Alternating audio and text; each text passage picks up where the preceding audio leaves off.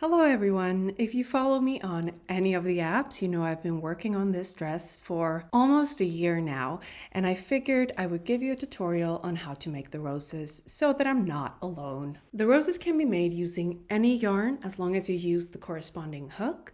For this tutorial, I will use a 4-ply and a 2.5mm hook.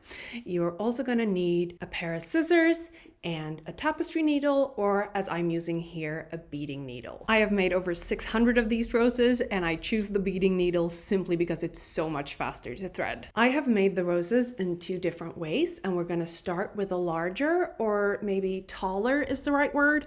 Yeah, we're gonna start with the taller one. So to start, you're going to chain any number of stitches. I would recommend 15 stitches or higher, as this is going to be the base of your rose. It's going to be the lowest amount of stitches you will work with.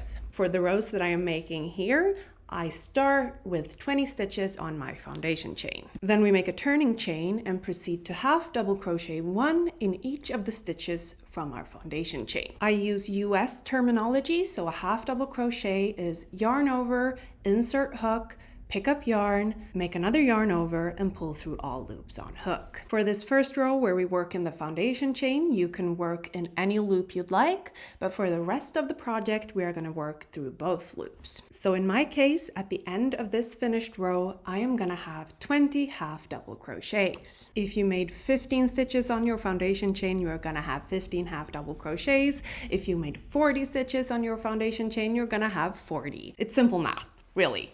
It's the same. When you reach the end of the row, make a turning chain, and now we're going to start working increases. So in each of these stitches that you made on the previous row, you're going to half double crochet 2. So I had 20 stitches on my previous row, and half double crocheting 2 in each one of these stitches is going to give me 40 stitches at the end of the row. So you're going to double your stitch count. And also a reminder, for this row and all of the upcoming rows, we are working through both loops. Just to recap, the first row of half double crochets is going to be equal to your foundation chain count, and the second row where we increase is going to be double the amount of stitches on your foundation chain. When you reach the end of your increased row, it's gonna start curling, sort of. It's gonna look a little weird, but this is where I ask you to trust the process. For the next row, make a turning chain and then proceed to half double crochet 1 in each of the stitches from the previous row. So this third row of half double crochets will have no increases, and the stitch count will be the same as the previous row. In my case, at the end of this row, I am gonna have 40 stitches, and it's gonna look something like this. Now, it doesn't look that much weirder than the previous row, but I promise you it will. The next row is going to be another increased row, so we make a turning chain and proceed to half double crochet 2 in each stitch all the way across. Again, doubling the amount of stitches from the previous row. So I had 40 stitches on my previous row, and on this row I am going to have 80 stitches. Don't worry, this is the final row of increases, so those 80 stitches in my case, whatever number of stitches in your case, is going to be the highest amount of stitches that we work with. At the end of the finished row, it's going to look something like this, a circle that sort of overlaps. Yeah, a little weird. Not too bad though. And for the final row of this rows, you are going to make a turning chain and then proceed to make a regular row of half double crochets. So no increases, just half double crochet 1 in each space until you reach the end of the row, which in my case is going to be 80 half double crochets. So just to recap, make a foundation chain, in my case 20. On the first row, make 20 half double crochets. On the second row, increase to the double stitch amount by half double crocheting 2 in each of the stitches, giving you a stitch count of 40. On the third row, half double crochet 1 in each of the stitches, still giving you 40. On the fourth row, increase again by half double crocheting 2 in each space, giving you a stitch count of 80. And on the final row, half double crochet 1 in each space. And at the end of that final row, it's going to look like this. Circle that overlaps, and now you simply fasten off, but leave a somewhat long tail. Between 10 and 15 centimeters is fine. You're going to use this tail and the tail from your foundation chain to sort of make this semicircle more rose-like. Start with the tail from your foundation chain and simply just thread it through your needle. Then sew with a running stitch across your foundation chain to shape the base of the rose. Now I usually do one stitch down, one stitch up, but you do it however you like, and no one is going to notice if you skip a stitch or accidentally make a double. This is not going to be visible. So don't let perfect stand in the way of impressive, you know? When you reach the end, simply pull the yarn really, really tight. You are gonna wanna cinch that bottom of the rose as much as possible. And it should look something like this, a little frilly. And now we're gonna make it into the shape of a rose. And we start by taking the tail from where you fasten off and simply threading that through the needle. Then you're gonna wanna grab the side of the rose where you fasten off and sort of roll it in on itself, working in a counterclockwise motion to simply shape a rose. It's hard to explain, but I hope you can see what I'm doing in the video. Then you take the tail and simply push the needle through the middle so it comes out sort of at the same point where your other tail is.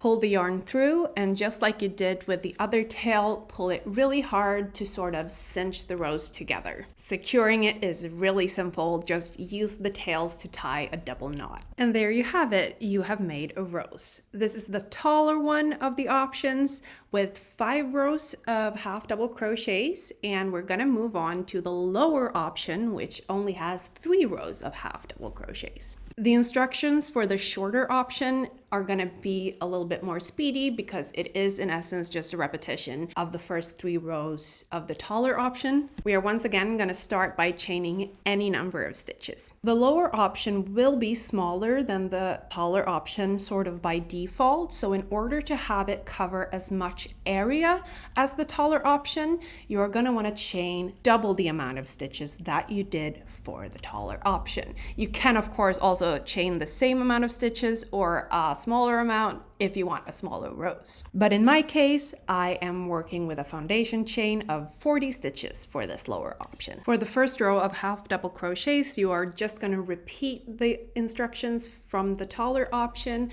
and start by chaining 1 and then half double crocheting 1 in each stitch until you reach the end of the row. You should have as many half double crochets as you had chains in your foundation chain, which in my case is 40. Then for row 2, make a turning chain and proceed to increase by half double crocheting 2 in each stitch all the way across. Again, increasing the stitch amount to double of the previous row, which in my case will be 80 stitches. Increasing the amount of stitches on your foundation chain will also increase how weird it looks after that first increased row. It's less of a semicircle and more of a party streamer at this point, but again, just trust the process. For the third and final row, you are just gonna chain 1 and half double crochet 1 in each stitch all the way across. So the stitch count will be the same as the previous row, which in my case is 80. Then you once again fasten off and you have